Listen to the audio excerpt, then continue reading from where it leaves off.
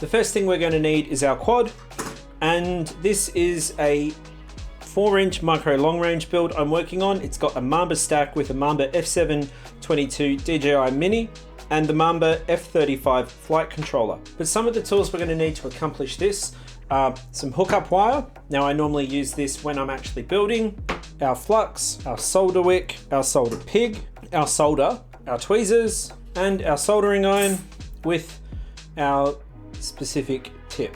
This is the wiring diagram for the flight controller, and as we can see over here on the left hand side, we've got a number of different pads, and the one we want to use for ExpressLRS is actually the Crossfire. ExpressLRS receivers use the Crossfire protocol to communicate to the flight controller. The other aspect is it gives us a great idea about how to wire them up. So the first receiver we're going to look at is the Ghost Atto. We've got a HappyModel PPRX, and then we've got a brand new BetaFPV ExpressLRS receiver. All the ExpressLRS receivers follow the same output. With the antenna facing you, we have the top one being ground. We then have 5-volt input, channel 1, which is transmit, and channel 2, which is receive. Channel 1 is the most important one because that is what transmits to the flight controller.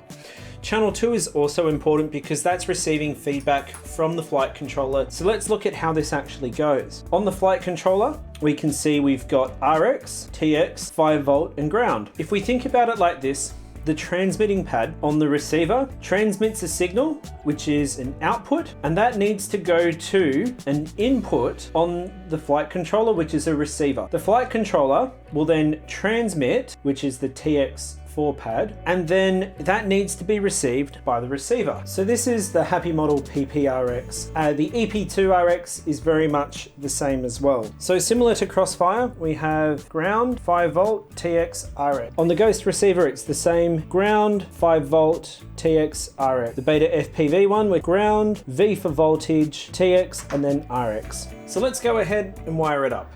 So one tool I like to use to hold everything in place is my good old humble blue tack. And that allows me to keep my quad or my flight controller or whatever it is I'm soldering from moving. When it comes to using flux, what I typically like to do is use a cotton tip, put a bit of flux on it, just put some dabs over those pads. Doesn't have to be a lot, a little goes a long way. My soldering iron heated up, I tin my tip to cover that in solder and then clean it off.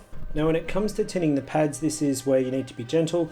I don't take the whole roll, I've just cut a bit off. One of the easiest ways to tin is to work towards you as opposed to working away from you.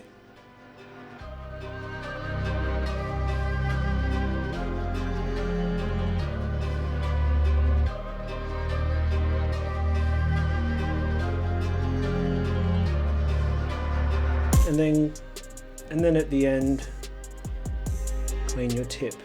Now, in the event you've made a mistake, this is where solder wick comes in really handy because you pop solder wick over the top, hold your iron down, and that will remove all the solder.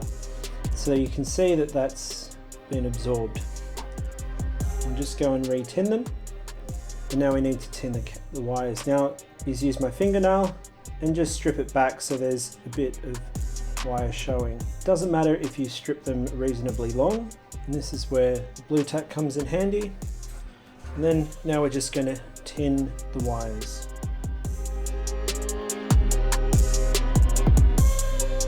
So hold it there for a couple of seconds.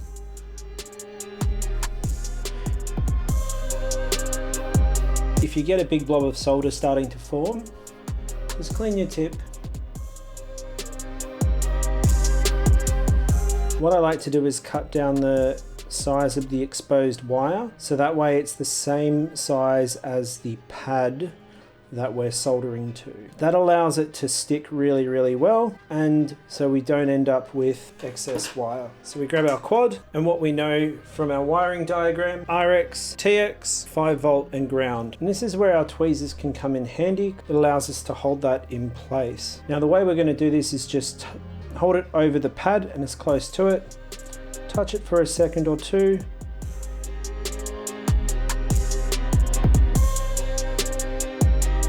which is our RX wire.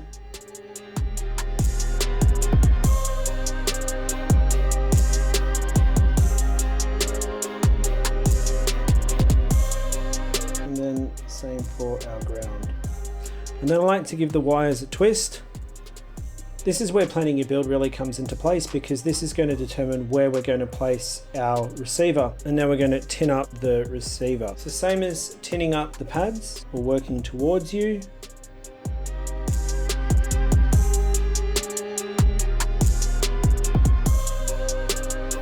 So the way we're going to wire this is the white cable is going to go here to the second last one. The yellow is going to go to the R, the red, and then the black. So we're going to start with furthest away from us.